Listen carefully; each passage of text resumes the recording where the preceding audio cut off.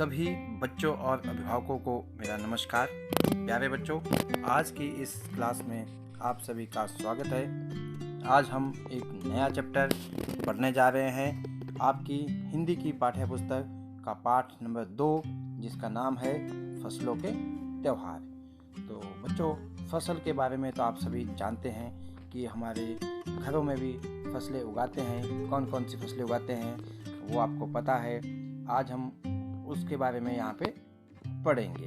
तो शुरू करते हैं फसलों के त्यौहार का भाग 1। पाठ का नाम आ गया आपके पास, फसलों के त्यौहार।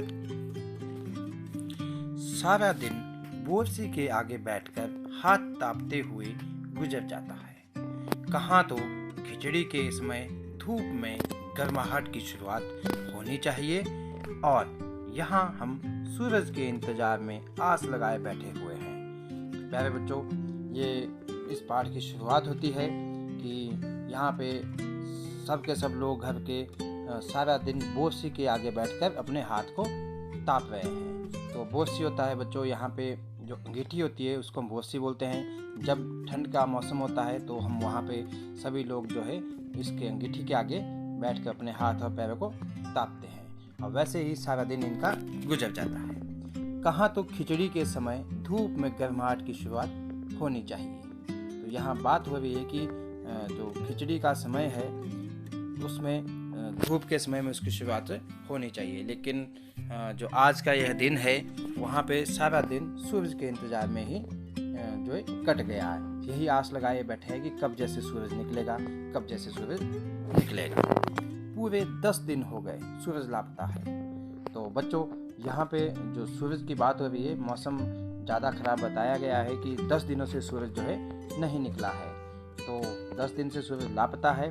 आज सुबह तो रजाई से निकलने की हिम्मत नहीं हो रही थी, और इतनी ठंड थी कि आज सुबह जब हम सो के उठे तो रजाई से बाहर निकलने की हिम्मत नहीं हो रही थी, कि मन नहीं कर रहा था, क्योंकि बाहर ठंड बहुत थी।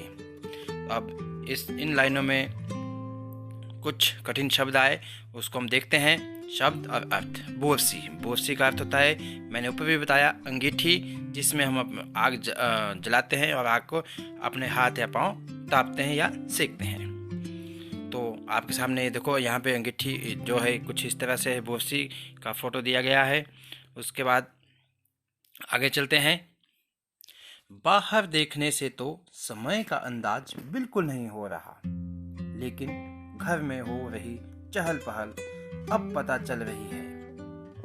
तो बच्चों, यहाँ पे बात हो रही है कि जैसे हम घर के बाहर देख रहे हैं तो उससे कोई अंदाज़ा नहीं हो रहा है कि समय कितना हो गया है, क्योंकि मौसम बाहर ख़राब है, ना धूप है, तो उससे पता नहीं चल पा रहा है कि कितना टाइम हो गया है।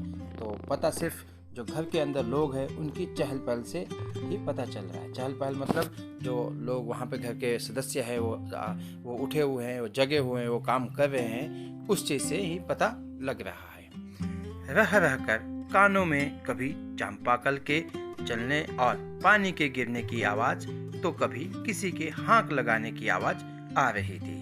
अब कमरे में बैठे हैं, रजाई के अंदर बैठे हुए हैं, तो वहाँ पे घर के बाहर की आवाज़ें, जैसे चांपाकल होता है हैंडपंप के चलने की आवाज़ आ रही है, और उससे पानी गिरने की आवाज़ आ रही है, और किसी के कोई लोग किसी को बुला रहे हैं, हाँक लगाना, किसी को बुलाना, तो उसकी आवाज़ आ रही है कि कौन किसी को बुला रहा है। जा भाग के देख, केरा के पत्ता आयल की ना, ये आवाज़ें सुनाई दे रही है। उसमें ये बोल रहे हैं किसी को कि दौड़ के जाओ और देखो कि केरा के पत्ता लाए है या नहीं। केरा है बच्चों केले का पत्ता। केले का पेड़ आपने देखा है, तो उसका पत्ते की बात करें कि केले का पत्ता लाया है किसी ने या नहीं। आज ई लोग के उठे के नईखे का, बोल जल्दी तैयार हो खस, अब तो उठने में ही बुलाई है।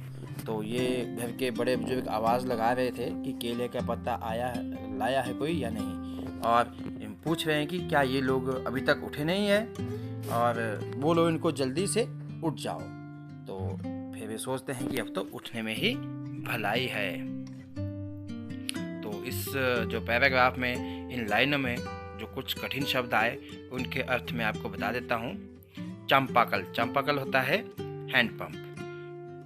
आपके सामने ये चांपाकल का फोटो यहाँ पे आ गया। इसके बाद हाँक लगाना, हाँक लगाना का अर्थ है किसी को आवाज देना, किसी को बुलाना। उसके बाद केरा, केरा का अर्थ है केला। तो आप देख सकते हो ये केले का यहाँ पे पेड़ है, इसमें आप देख सकते हो ये जो पत्ते हैं, इस पत्ते की यहाँ पे बात हो रही है। आगे चलते हैं। नहा धोकर हम सभी एक कमरे में इकट्ठा हुए। दादा और चाचा ने सफेद चकाचक माड़ लगी धोती और कुर्ता पहना हुआ है। अब यहाँ पे एक त्यौहार मना रहे हैं जिसको यहाँ पे खिचड़ी कह के बुलाया गया है। तो बच्चों यह त्यौहार जो है वो लोहड़ी का त्यौहार है, मकर संक्रांति का त्यौहार है, क्योंकि उस दिन जो खिचड़ी बनती है इसको यहाँ पे खिचड़ी कह के बुलाया गया है। तो सभी लोग नहा धोकर एक कमरे में इकट्ठा हुए हैं। दादा और चाचा ने सफ़ेद कपड़े पहने हुए हैं। और कपड़े कैसे हैं? माड़ लगी धोती। माड़ मतलब जो उसमें धोती में साइडों में किनारों में जो गोटा लगा होता है उसको माड़ बोला हुआ है।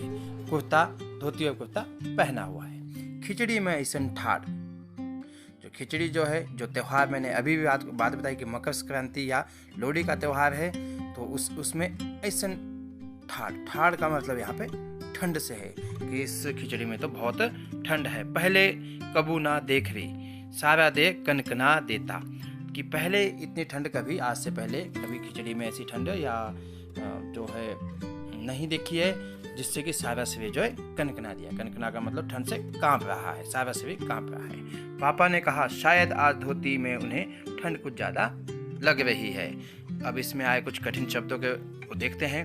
यहाँ पे पहला कठिन शब्द आया माड़। माड़ का अर्थ है यहाँ पे गोटा है, जो मैंने आपको बताया कि साइडों में लगता है।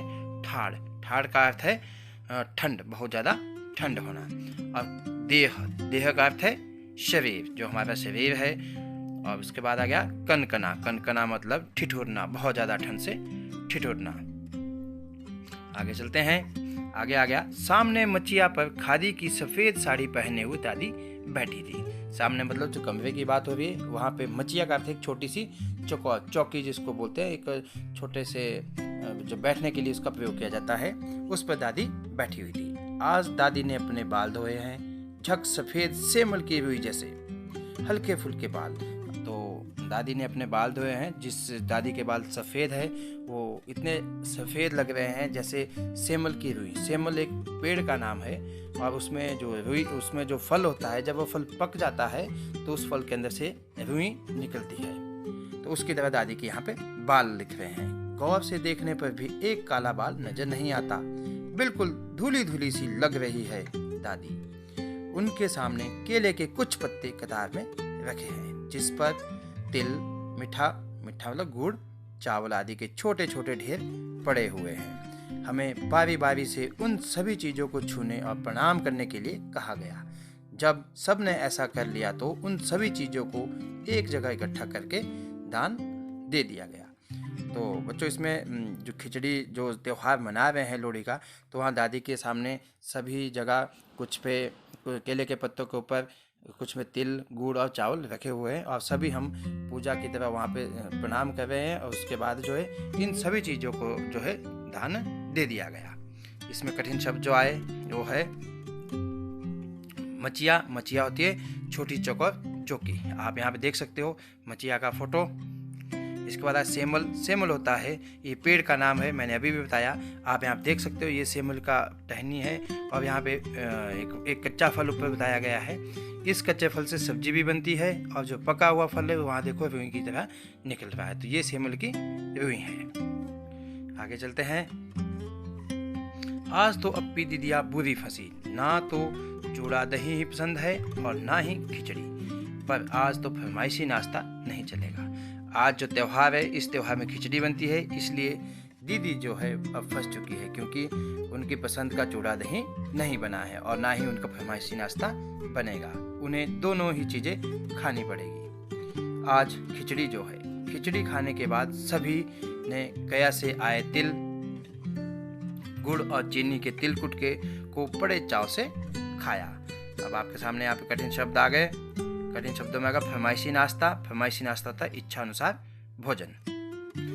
इसके बाद हम चलते हैं गृह कार्य की तरफ। यहाँ पे निम्नलिखित पंक्तियों को पढ़ के प्रश्नों के उत्तर दें। आपके सामने प्रश्न आ गए तो इन प्रश्नों के उत्तर आपने इन पंक्तियों को पढ़कर देने हैं। यहाँ पे आ गया प्रश्न नंबर 2, रिक्त स्थान भरो। प्रश्न नंबर 3, कठिन शब्दों के अर्थ लिखो। तो प्यारे बच्चों, इसी के साथ ही हमारी आज की यह क्लास समाप्त होती है। वीडियो को ध्यान से देखने के लिए आप सभी का बहुत बहुत धन्यवाद।